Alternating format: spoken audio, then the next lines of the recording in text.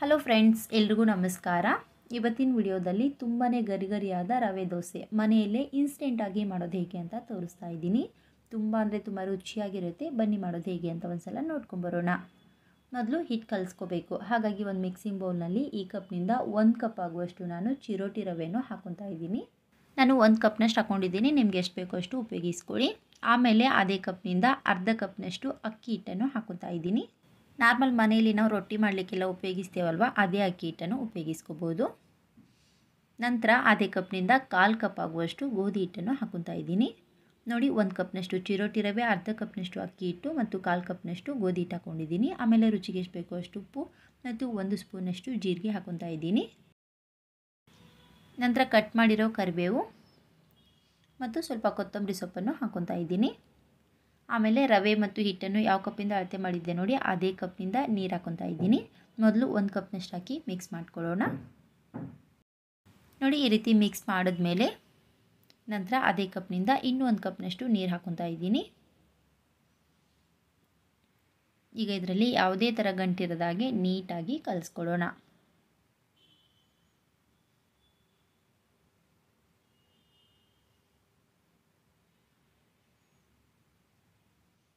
ನೋಡಿ, ಈ ರೀತಿ ಮಿಕ್ಸ್ ಮಾಡಿದ್ಮೇಲೆ ಇನ್ನೂ ಸ್ವಲ್ಪ ಗಟ್ಟಿ ಅನ್ನಿಸ್ತಾ ಇದೆ.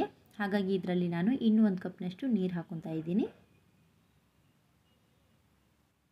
ನಿಮಗೆ ಸರಿಯಾದ ಮೆಜರ್ಮೆಂಟಲ್ಲಿ ಹೇಳಬೇಕು ಅಂದರೆ ಯಾವ ಕಪ್ಪಿಂದ ರವೆ ಮತ್ತು ಹಿಟ್ಟು ಅಳತೆ ಮಾಡಿರ್ತೀವಿ ನೋಡಿ, ಅದೇ ಕಪ್ನಿಂದ ಕರೆಕ್ಟಾಗಿ 3 ಕಪ್ನಷ್ಟು ನೀರು ಹಾಕಿ ಮಿಕ್ಸ್ ಮಾಡ್ಕೊಳ್ಳಿ.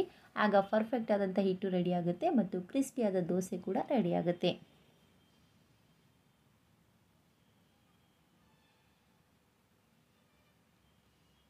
ನೋಡಿ, ಯಾವುದೇ ಥರ ಗಂಟಿರೋದಾಗೆ ನೀಟಾಗಿ ಮಿಕ್ಸ್ ಮಾಡ್ಕೊಂಡಿದ್ದೀನಿ. ತುಂಬಾ ಚೆನ್ನಾಗಿ ರೆಡಿಯಾಗಿದೆ. ಈಗ ಮೇಲ್ಮುಚ್ಚಿ ಒಂದು 10 ನಿಮಿಷ ನೆನೆಲಿಕ್ಕೆ ಬಿಡೋಣ.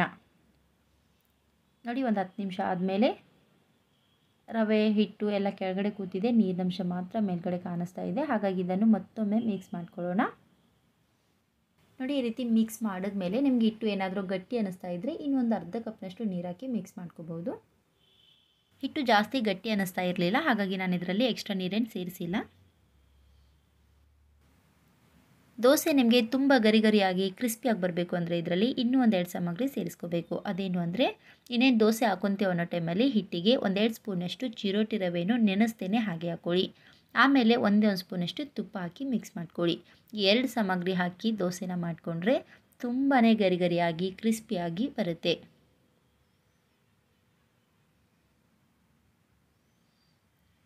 ಈ ಟ್ರಿಕ್ಸನ್ನು ಫಾಲೋ ಮಾಡಿ ನೀವು ಕೂಡ ನಿಮ್ಮ ಮನೆಯಲ್ಲಿ ಒಂದ್ಸಲ ಈ ರೀತಿ ದೋಸೆನ ಮಾಡ್ಕೊಳ್ಳಿ. ನಿಜವಾಗ್ಲೂ ತುಂಬ ಗರಿಗರಿಯಾದಂಥ ದೋಸೆ ನಿಮ್ಮದಾಗುತ್ತೆ. ನೋಡಿ, ಹಿಟ್ಟು ಚೆನ್ನಾಗಿ ರೆಡಿಯಾಗಿದೆ. ಈಗ ಇದರಿಂದ ದೋಸೆ ಮಾಡೋದು ಹೇಗೆ ಅಂತ ನೋಡ್ಕೊಳ್ಳೋಣ. ಈ ಕಡೆ ಗ್ಯಾಸನ್ನು ಆನ್ ಮಾಡಿ ತವ ಬಿಸಿ ಮಲ್ಕಿಟ್ಟಿದ್ದೆ. ತವ ಚೆನ್ನಾಗಿ ಬಿಸಿ ಆದಮೇಲೆ ಸ್ವಲ್ಪ ನೀರನ್ನು ಸಿಂಪಡಿಸಿ ಬಟ್ಟೆಯಿಂದ ಕ್ಲೀನಾಗಿ ಒರೆಸ್ಕೊಳ್ಳಿ. ಆಮೇಲೆ ಇದರ ಮೇಲೆ ರೆಡಿ ಮಾಡಿರೋ ಹಿಟ್ಟನ್ನು ಒಂದ್ಸಲ ಚೆನ್ನಾಗಿ ಮಿಕ್ಸ್ ಮಾಡಿ ಈ ರೀತಿ ನಿಧಾನವಾಗಿ ಸೈಡಿಂದ ಹರಡ್ತಾ ಹೋಗಬೇಕು.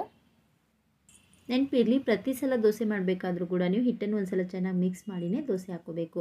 ಯಾಕೆಂದರೆ ಗಟ್ಟಿ ಅಂಶ ಕೆಳಗಡೆ ಕೂತಿರುತ್ತೆ. ಹಾಗಾಗಿ ಒಂದ್ಸಲ ಚೆನ್ನಾಗಿ ಮಿಕ್ಸ್ ಮಾಡಿ ದೋಸೆ ಹಾಕ್ಕೊಳ್ಳಿ. ಹಿಟ್ಟು ಹರಡಿದ ಮೇಲೆ ಇಮಿಡಿಯೇಟಾಗಿ ಇದ್ರ ಮೇಲೆ ಎಣ್ಣೆ ಅಥವಾ ತುಪ್ಪ ಹಾಕೋಬಾರ್ದು. ಒಂದು ಸ್ವಲ್ಪ ಬೇಯಲಿಕ್ಕೆ ಬಿಡಬೇಕು. ನೋಡಿ, ಈ ರೀತಿ ಬೆಂದಾದಮೇಲೆ ಈ ರೀತಿ ಹೋಲ್ಸ್ಗಳಲ್ಲಿ ಈ ರೀತಿ ಸ್ವಲ್ಪ ಸ್ವಲ್ಪ ಎಣ್ಣೆನ ಬಿಡ್ತಾ ಹೋಗಬೇಕು. ನೀವು ಎಣ್ಣೆ ಬದಲಾಗಿ ತುಪ್ಪ ಕೂಡ ಹಾಕೋಬೋದು.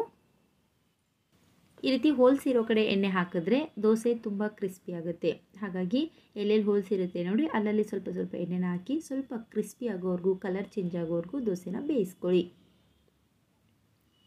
ಕಾಣಿಸ್ತಾ ಇರ್ಬೋದು ನಿಮಗೆ ಇಲ್ಲಿ ದೋಸೆ ಕಲರ್ ಚೇಂಜ್ ಆಗಿದೆ. ನೋಡಿ, ಒಂದು ಕಡೆಯಿಂದ ದೋಸೆನ ಈ ರೀತಿ ನಿಧಾನವಾಗಿ ಬಿಡಿಸಿ ಒಂದು ಪ್ಲೇಟ್ಗೆ ಸರ್ವ್ ಮಾಡ್ಕೊಳ್ಳೋಣ.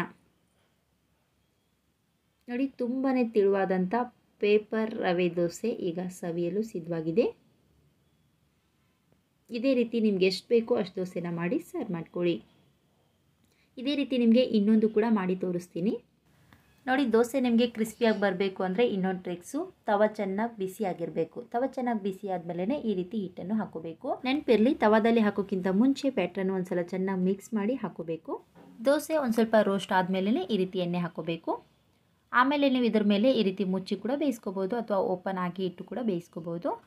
ದೋಸೆ ತೆಳ್ಳಗಿರೋದ್ರಿಂದ ಬೇಯಲಿಕ್ಕೆ ಜಾಸ್ತಿ ಟೈಮ್ ಬೇಕಾಗೋದಿಲ್ಲ, ಆದಷ್ಟು ಬೇಗನೆ ಬೇಯುತ್ತೆ.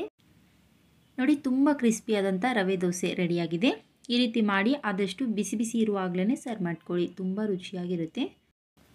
ಇದೇ ಹಿಟ್ಟಿನಿಂದ ಈರುಳ್ಳಿ ದೋಸೆ ಕೂಡ ಮಾಡಿ ತೋರಿಸ್ತಾ ಇದ್ದೀನಿ. ನೋಡಿ ತವ ಚೆನ್ನಾಗಿ ಬಿಸಿ ಆದಮೇಲೆ ಗ್ಯಾಸನ್ನು ಲೋ ಫ್ಲೇಮಲ್ಲಿಟ್ಟು ಈಗ ಈ ತವಾದಲ್ಲಿ ಚಿಕ್ಕ ಚಿಕ್ಕದಾಗಿ ಕಟ್ ಮಾಡಿರುವಂಥ ಈರುಳ್ಳಿಯನ್ನು ಹಾಕಿ ಒಂದೇ ಒಂದು ಸೆಕೆಂಡ್ ರೋಸ್ಟ್ ಮಾಡ್ಕೊಳ್ಳಿ. ಆಮೇಲೆ ಮೇಲ್ಗಡೆಯಿಂದ ಮುಂಚೆನೇ ರೆಡಿ ಮಾಡಿ ಇಟ್ಕೊಂಡಿರುವಂಥ ದೋಸೆ ಬ್ಯಾಟ್ರನ್ನು ಈ ರೀತಿ ಎಲ್ಲ ಕಡೆಗೂ ನೀಟಾಗಿ ಹರಡ್ಕೋಬೇಕು.